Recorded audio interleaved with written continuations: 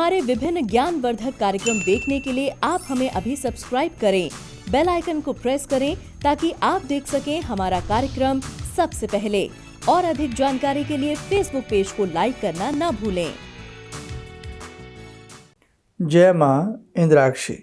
इंद्राक्षी धाम में दर्शकों आप सभी का हम हार्दिक स्वागत करते हैं। आज के दिन जिन जातकों का जन्म दिवस है, मैरिज एनिवर्सरी है, उन सभी को हमारी तरफ से बहुत बहुत शुभकामनाएं। आज हम आपको बताने वाले हैं कार्तिक के महीने में यदि हम नवग्रहों को प्रसन्न करना चाहते हैं। हर व्यक्ति कभी शुक्र से, राहु से, शनि की कभी वक्री होने से, कभी मार्गी होने से, ग्रहों की चाल बदलने से, गोचर गति से व्यक्ति डर जाता है। लेकिन अगर कार्तिक मास में आप नवग्रहों के लिए दीपदान प्रस्तुत करते हैं, अर्पण करते हैं, तो आपको बहुत अच्छे फल की प्राप्ति होगी। आइए सारी जो भी आज की बातें हैं कार्तिक महीने को लेकर के और ख़ास तौर से अपने नवग्रहों को प्रसन्न बनाने के लिए हम आपको बताने वाले हैं। आज का पंचांग देखते हैं। 25 अक्टूबर सन 2021 कार्तिक मास, कृष्ण पक्ष, संवत 2078, तिथि पंचमी, नक्षत्र मृगशिरा, राहु काल 7:30 से 9, दिशा शूल पूर्व दिशा। कई बार हम अपनी कुंडली किसी को दिखाते हैं तो उसमें कभी हमसे बताया जाता है कि आपके मंगल सही नहीं है, तो कभी आपके शनि की 7:30 या ढैया आपके ऊपर चल रही है, तो कभी राहु का प्रकोप है और हम डर जाते हैं। हम नाना भांति के उपाय करते हैं और कई बार उपाय करने से लाभ मिलता है और कई बार नहीं भी मिलता है। तो आइए, ये कार्तिक का महीना है। यदि इस महीने में आप नवग्रहों को प्रसन्न करना चाहते हैं तो उनके निमित्त दीप दान करें। कार्तिक के महीने में पूरा महीना दीपोत्सव के रूप में मनाया जाता है। कार्तिक के महीने में जो भगवान विष्णु को 1.25 लाख दीप की बत्तियों का दीप अर्पण करता, यानी कि 11-11 बत्ती जला ले, 100 बत्ती जला करके अर्पण करता है, अत्यधिक बहुफल की प्राप्ति होती है। कार्तिक मास में किसी भी देवी देवताओं को, जिनको भी आप के जो इष्ट हैं, उनके निमित्त प्रतिदिन दीपदान करना चाहिए। और ख़ास तौर से भगवान विष्णु के निमित्त या पीपल के नीचे प्रतिदिन हमें दीपदान इस पूरे कार्तिक मास में करना चाहिए। पीपल के नीचे करने से शनि भी प्रसन्न होते हैं। शमी के नीचे दीपदान करने से भी शनि प्रसन्न होते हैं और मंगल भी प्रसन्न होते हैं। अब आगे बढ़ते हैं। आप किसी भी ग्रह के निमित्त कोई ऐसा आसपास मंदिर हो जिसमें नवग्रहों की मूर्तियां हों, तो नवग्रहों का ध्यान करते हुए एक दीपक ले लें और उस दीप में 9 बत्ती लगा लें। 9 बत्ती वाला दीपक वहाँ जा कर के 9 के 9 ग्रहों को प्रस्तुत करें, या आटे के छोटे छोटे दीप बना करके ले जाएं, उसमें 9 बत्तियां लंबी रख दें और सब में थोड़ा थोड़ा मीठा तेल, ध्यान रखना मीठा तेल, क्योंकि जैसे बृहस्पति हैं तो बृहस्पति को सरसों के तेल की जोत नहीं लगती, सूर्य को नहीं लगती, इसलिए मीठे तेल की जोत लगा सकते हैं। मीठा तेल किसको कहते हैं? तिल का तेल जिससे होता है उसे हम मीठा तेल कहते हैं। तो मीठे तेल की 9 बत्तियां, 9 दीप ले लें और सबसे पहले सूर्य को अर्पण करें, उसके बाद सभी ग्रहों को एक एक दीप अर्पण करें। और ऐसा कब करें? ऐसा आप हर रविवार करें। हर रविवार कर सकते हैं, या मैं तो ये कहता हूँ जब आपका मन करे तब करें। और यदि आपको नवग्रह की स्तुति आती है, ब्रह्मा मुरारी स्मांतकारी भानु शशि भूमि सूतो बुधश्य गुरुश्च शुक्र शनि राहु केतु सर्वे ग्रह शांति करा भवन्तु, या सूर्य देवाय नमः, चंद्र देवाय नमः, मंगल देवाय नमः, या मंगलाय नमः, गुरुवे नमः, ऐसे करते हुए आप सभी देवी देवताओं को 9 के 9 ग्रहों को ये 9 दीप हर रविवार अर्पण कर दीजिएगा। और कम से कम 2-3 रविवार अर्पण कर दीजिएगा, या पूरे कार्तिक महीने एक दीप बड़ा बना करके ले जाएं। सबसे अच्छा है उसमें 9 बत्ती डाल लें और नवग्रहों का ध्यान करके प्रतिदिन पीपल के नीचे ही अर्पण कर दें, तो नवग्रह आपके प्रसन्न रहेंगे। और इसी के साथ साथ विष्णु जी के नाम से एक दीपक किसी भी आसपास के मंदिर में भगवान राम जी को या विष्णु जी की वहाँ फोटो, कैलेंडर, तस्वीर या मूर्ति हो, उन्हें एक दीपक पूरे कार्तिक अर्पण करें। तुलसी माता पर एक दीप पूरे कार्तिक के महीने में अर्पण करें।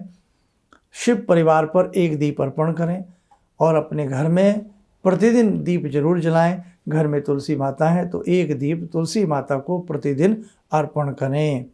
ये ध्यान रखें, ये महीना बहुत ही अच्छा है। इस पूरे माह जो दीप दान करता है, यानी कि देवी देवताओं को दीप अर्पण करता है, उसकी समस्त मनोकामनाएं पूर्ण होती हैं।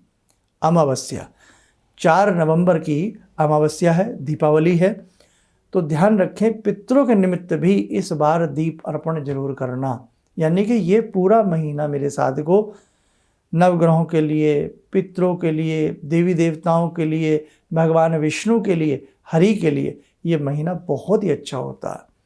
तो इसमें जैसे मैंने नवग्रह की बात बताई आपको, तो नवग्रहों के लिए 9 बत्ती वाला दीप जलाते रहिए, चाहे पीपल के नीचे जला दें या नवग्रहों के नीचे जला दें। और यदि आप कहीं विदेश में रहते हैं, आपको आपके नवग्रह मंदिर नहीं है, पीपल नहीं है, या कहीं ऐसे स्थान पर रहते हैं मंदिर बहुत दूर है, आप जा नहीं सकती या जा नहीं सकते और पीपल पर भी आप नहीं जा सकते, तो क्या करें? तो एक काम करें, हर रविवार एक प्लेट लें, एक ही प्लेट हर रविवार उसको मांज धो के साफ कर लें, उसमें एक उसमें चौकोन आकृति बना लें और 9 बिंदियाँ लगा दें। 9 बिंदियों से मतलब क्या हो गया? नवग्रह। भाई ये सूर्य चंद्रमा ऐसे करके, वैसे सूर्य का स्थान बीच में होता है, आप 9 बिंदी लगा दें नवग्रहों के नाम से, और उन्हीं के समक्ष एक 9 बत्ती वाला दीप जला दिया करें हर रविवार सुबह के समय। और संभव हो थोड़ा फूल चावल उस 9 बिंदियों पर चढ़ा दें, नवग्रहों का ध्यान कर लें। आप करके देखें, या पूरे कार्तिक भी आप घर में इस चीज़ को कर सकते हैं, आपको बहुत अच्छे लाभ की प्राप्ति होगी। और तुलसी पर दीप लगाना ना भूलें इस महीने।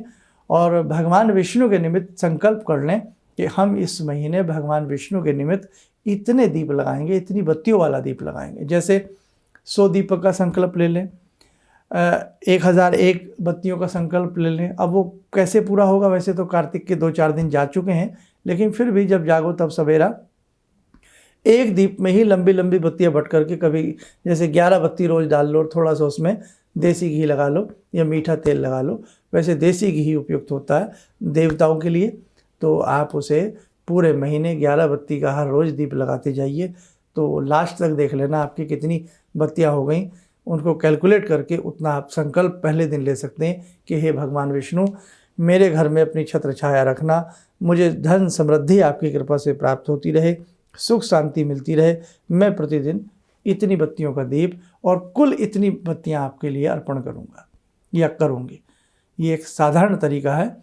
बहुत लोग क्या करते हैं, रोज़ 11 बत्तियां लंबी लंबी बट के एक ही दिए में लगा देते हैं और पूरा कार्तिक के 30 महीने लगाते हैं।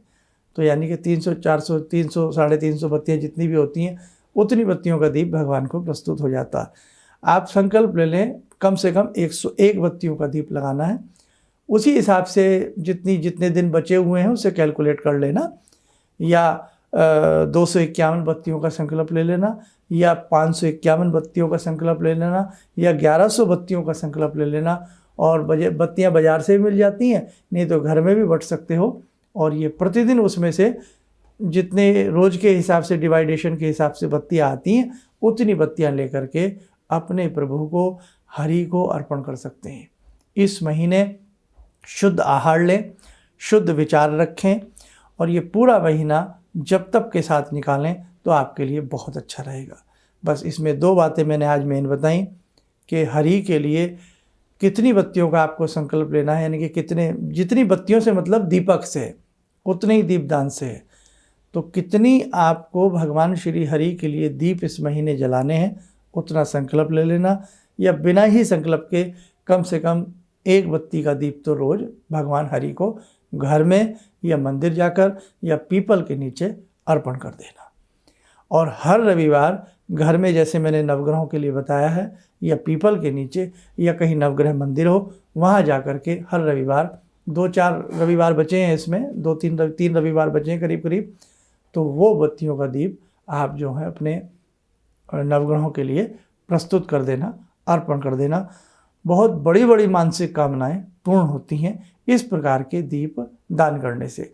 और अमावस्या आएगी, अमावस्या को पितरों के नाम से 3 बत्तियों का दीपक, 3 बत्तियां बट करके अपने पितरों के नाम से, देवी देवताओं के नाम से एक दीपक उनको प्रस्तुत कर देना।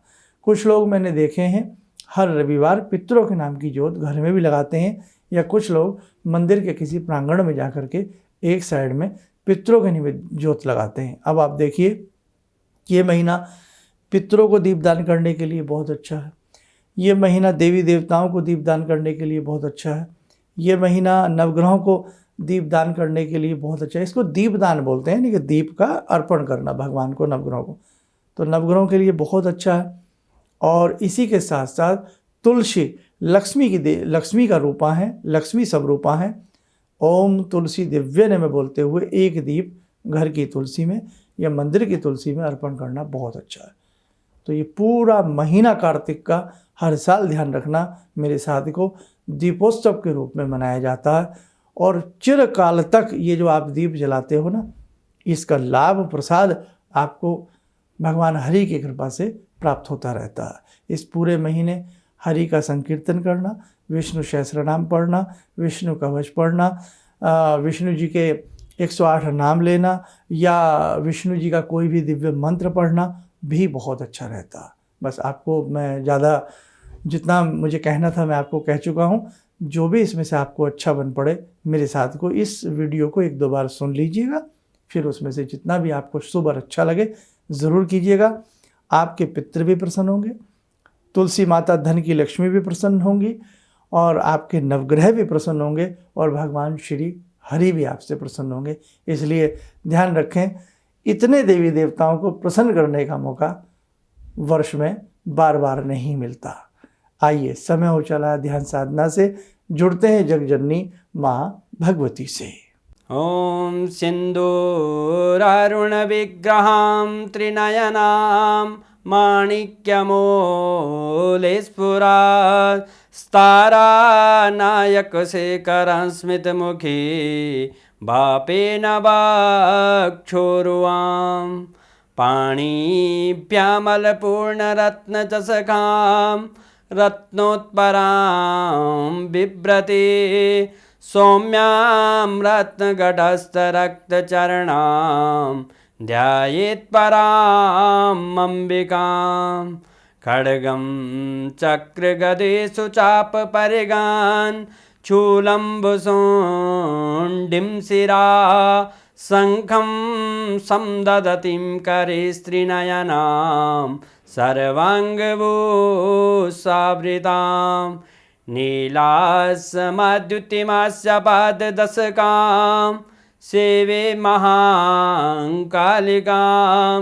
यामास्तो स्वपितैहरो कमलजो हन्तुं मधुं कैटवं विद्युद्दामसमप्रभां मृगपते स्कन्दस्थितां भीषणां कन्या विहकरवालखेटविलसा धस्ताविरासेवितां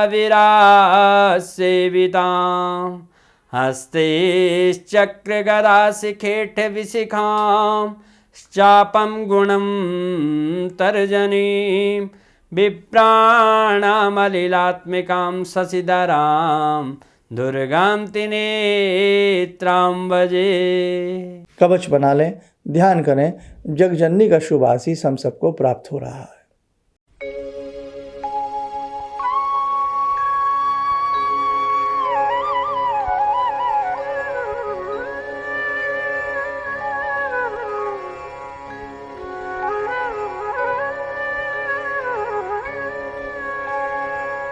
ओम बोलते हुए नेत्र खोलें, सामान्य हो जाए। आगे बहुत सारे तीज त्यौहार आ रहे हैं, हमें सभी की जानकारी आपको देनी है। आप हमसे यूं ही जुड़े रहें, और हमारे इस प्रकार के जितने भी कार्यक्रम हैं, सत्य सनातन धर्म के नाते कृपया आप उन्हें शेयर कीजिए, उन्हें लोगों तक भेजिए, लोगों को इस प्रकार के कार्यक्रम बांटिए। वैसे भी तो हम कुछ ना कुछ जोक चुटकुले लोगों को भेजते रहते हैं, थोड़ा सा आप भी अब सनातन धर्म की इन सब बातों को आगे बढ़ाइए, आपका भी कोई दायित्व बनता है। संस्थान में जिन लोगों की पत्रिकाएं थी, रुद्राक्ष थे या यंत्र थे, वो करीब करीब सबको भेज दिए गए हैं। दीपावली की विशेष रात्रि में कुछ विशेष प्रकार के यंत्रों का निर्माण, जैसे श्री यंत्र हो गया, अंबिका यंत्र हो गया, सूर्य यंत्र हो गया, कुछ विशेष यंत्रों का निर्माण पुनः किया जा रहा है। यदि कोई इच्छुक हो तो वो संस्थान से संपर्क कर सकते हैं। लेकिन ध्यान रखना, कोई भी यंत्र रखने से लाभ नहीं देता। उसके साथ जो हम पूजा की पुस्तिका आपको भेजते हैं वो पुस्तक पढ़ें, यानी कि उसमें दिए गए स्तोत्र मंत्र आदि पढ़ेंगे, तभी आपको विशेष प्रकार का लाभ बनेगा। बाकी मैं अपनी तरफ से यंत्रों के लिए एक एपिसोड छोटा सा आपको बना करके 2-4 रोज में दे दूंगा, आप उसे सुन लेना और समझ लेना। आप स्वस्थ रहें, सुखी रहें, इन्हीं शुभकामनाओं के साथ हम अपनी वाणी को विराम देते हैं। जय मां इंद्राक्षी। मैं मंची कवि हूँ बेसिकली। मुझे बहुत दिनों से इस बात की तलाश थी कि मैं कभी कोई गलती करूँ तो कोई ऐसा व्यक्ति मेरे ऊपर हो जो उसको बचाए, क्योंकि गलतियाँ तो होती हैं। और आज के कार्यक्रम से मैं दावे से कह सकता हूँ कि मेरी वो तलाश आज पूरी हो गई। बस इससे ज़्यादा मैंने कुछ कहा। किसी भी समस्या के समाधान के लिए मिले प्रसिद्ध हस्तरेखा एवं वास्तु विशेषज्ञ प्रोफेसर धर्मेंद्र शर्मा जी से। नोट: शिविर में भाग लेने हेतु एवं व्यक्तिगत रूप से मिलने के लिए कॉल करने का समय सुबह 10 बजे से शाम 6 बजे तक। हमारे विभिन्न ज्ञानवर्धक कार्यक्रम देखने के लिए आप हमें अभी सब्सक्राइब करें, बेल आइकन को प्रेस करें ताकि आप देख सकें हमारा कार्यक्रम सबसे पहले। और अधिक जानकारी के लिए फेसबुक पेज को लाइक करना न भूलें।